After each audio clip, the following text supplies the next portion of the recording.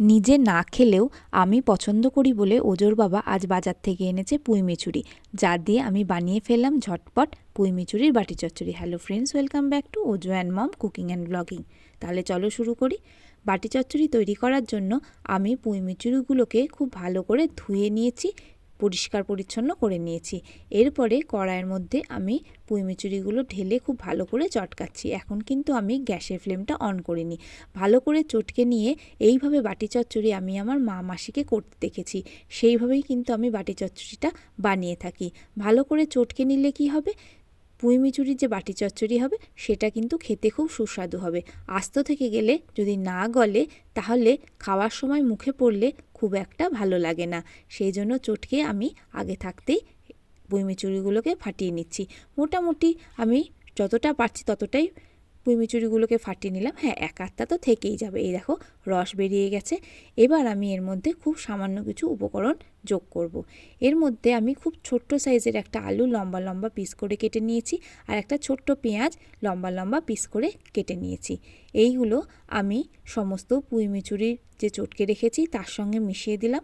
এরপরে আমি খানিকটা জল দিয়ে এই হাতটা দিয়ে ধুয়ে নিলাম, মানে এই যেটুকু আর কি, খুব সামান্যই আমি জল ব্যবহার করেছি।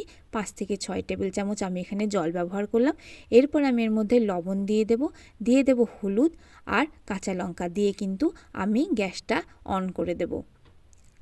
এই দেখো আমি এখানে 3টে কাঁচা লঙ্কা ফাটিয়ে দিয়ে দিচ্ছি।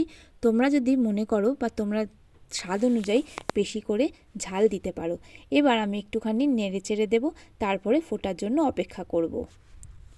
বাটি চচ্চড়িটা যখন ফুটে যাবে তখন আমি হাফ টমেটো কুচো করে বা টুকরো করে দিয়ে দিলাম, আর এখানে 2 টেবিল চামচ কাঁচা সর্ষের তেল দিয়ে দিলাম। এবার ভালো করে নেড়ে নিলাম যাতে সর্ষের তেলটা সব জায়গায় ভালো করে পৌঁছায়। যখন সর্ষের তেলটা খুব ভালো করে মিশে যাবে, স্বাদ অনুযায়ী সামান্য আমি চিনি দেব। যারা চিনি খেতে পছন্দ করো না বা যাদের খাওয়া নিষেধ আছে তারা অবশ্যই চিনিটা স্কিপ করে যেও।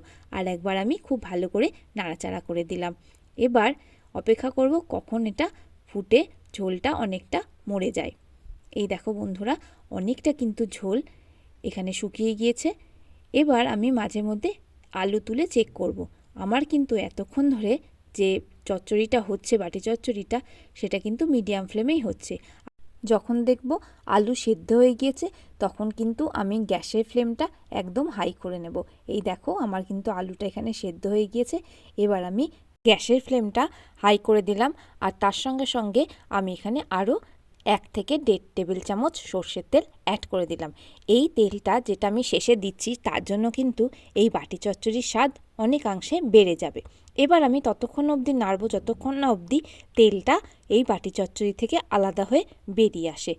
যেহেতু বাটি চচ্চড়িটা এখন হাই ফ্লেমে হচ্ছে সেহেতু কিন্তু কন্টিনিউ নাড়তে হবে, নাহলে কিন্তু যে কোনো মুহূর্তে নিচটা ধরে যেতে পারে। এই দেখো তেলটা আমার চচ্চড়ি ছেড়ে বেরিয়ে এসেছে, তার মানে কিন্তু আমাদের চচ্চড়িটা হয়ে গেছে।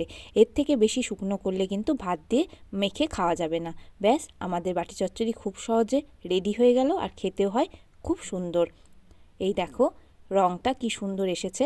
এবার চলো ভাতে মেখে তোমাদের দেখাই দেখতে কেমন লাগছে। বন্ধুরা, ভাতে মেখে নিয়েছি পুঁই মিচুরির বাটি চচ্চড়ি। দেখতেও যতটা লোভনীয়, খেতে আরও বেশি সুন্দর। তাহলে যদি ভালো লাগে তাহলে অবশ্যই একটা লাইক, শেয়ার করো, কমেন্ট করো। আর নতুন বন্ধুরা প্লিজ আমার চ্যানেলটা সাবস্ক্রাইব করে নিও। অবশ্যই বেল বাটন ক্লিক করো যাতে আমাদের দেওয়া ভিডিওগুলো তোমাদের কাছে পৌঁছে যায় সবার আগে। এতক্ষণ ধরে তোমরা যে ভিডিওটা দেখলে তার জন্য জানাই অসংখ্য ধন্যবাদ।